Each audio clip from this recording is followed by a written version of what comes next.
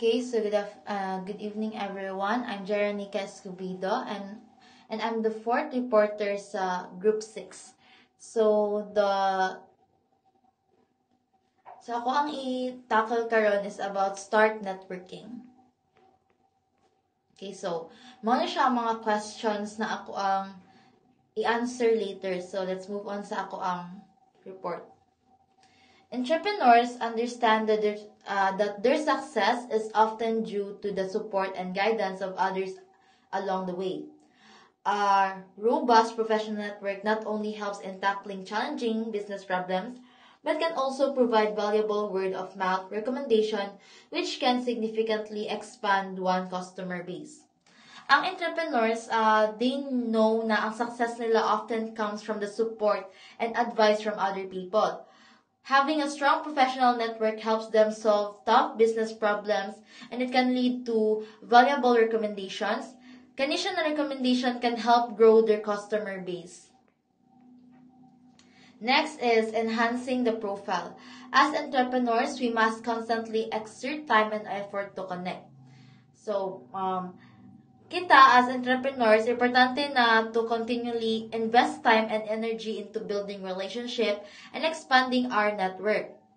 Regarding connecting with others can help us entrepreneurs stay informed and kanang maka-find punta og mga new opportunities and strengthen our business presence. By consistently engaging with key individuals, they enhance their professional profile and increase the chances of long-term success. Next one is offering help first. An entrepreneur must contribute first something valuable for the network.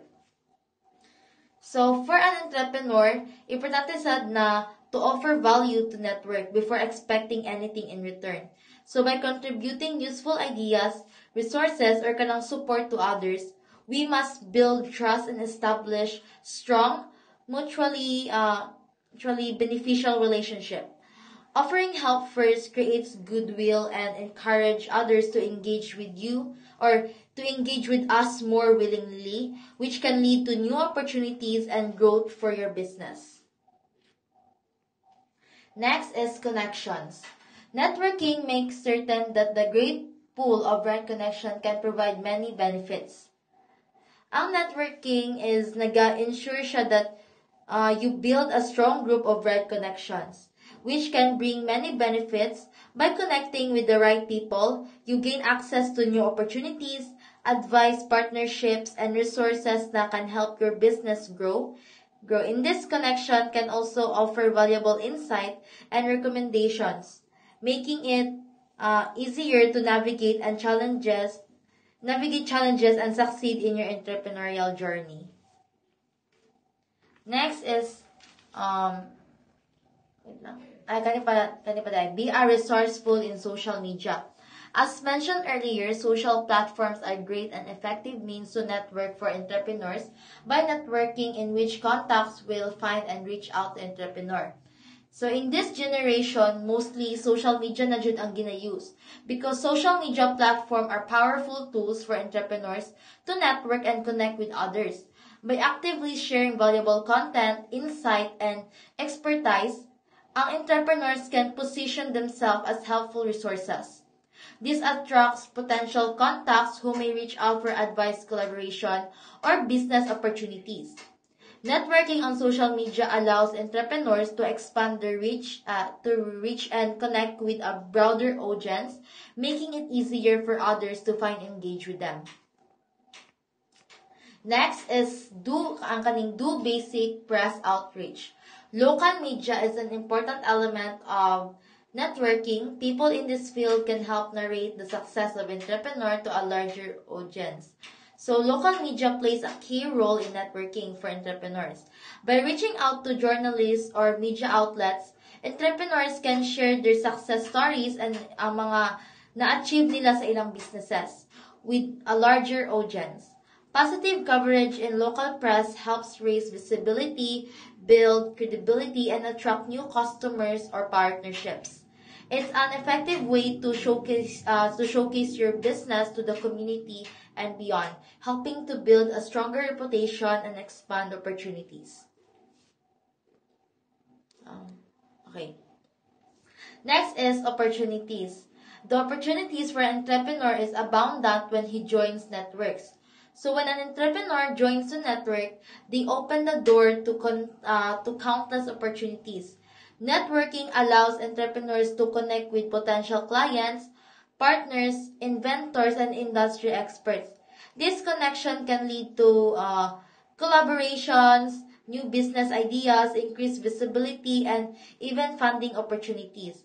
By being part sa network, ang entrepreneurs can discover new pathways for growth and success that they might not have encountered otherwise. Okay, so that's all for my report, and magbalik ta sa mga questions. No, so, okay. So, first question is, what strategies can entrepreneurs use to effectively build and expand their professional network within their industry?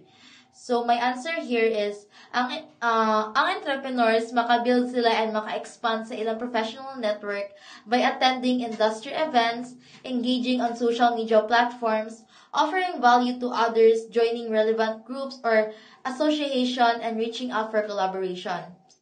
Regularly staying in touch and helping others can also strengthen relationship and open new opportunities.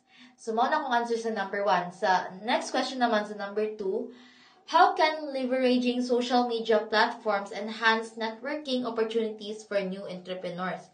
So, akong answer here is, leveraging social media platforms allows sa mga entrepreneurs na makapag-connect with a wider audience, share valuable content, and engage with industry leaders. This helps credibility attract potential clients or partners and create new opportunities for growth.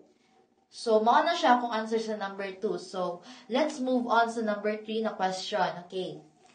So, what role do mentorship and peer support play in establishing a successful entrepreneurial network, and how can entrepreneurs find suitable mentors? So, my answer here is, mentorship and peer support are crucial for success as they provide guidance, advice, and encouragement. So, mentors help entrepreneurs navigate challenges and grow their businesses, while ang sa peers naman, they offer share experience and support. So, kita mga entrepreneurs can find suitable mentors through networking events, industry groups, and online platforms like LinkedIn. So, muna siya akong answer sa number 3. Let's move on sa question number 4. Okay. So, sa question number 4 naman is, what strategies or approach have you found most effective in making meaningful connection when starting to network, and how do you maintain those relationships over time? So, ako ang answer sa kanina question is, the most effective strategies para makamake og meaningful connection, including being genuine, offering help first, attending events, and engaging on social media, and to maintain relationship is you have to stay in touch regularly, provide value, and show appreciation for others' supports. So that's my answer sa number 4. Okay, so let's move on sa question number 5. So, sa question number 5 naman is, in your opinion, what are the most common challenges entrepreneurs face when they begin networking, and how can they overcome these obstacles to build a strong and supportive network? So, ang answer here is, in my own perspectives or in my own opinion, ang mga common challenges include na diha ng fear of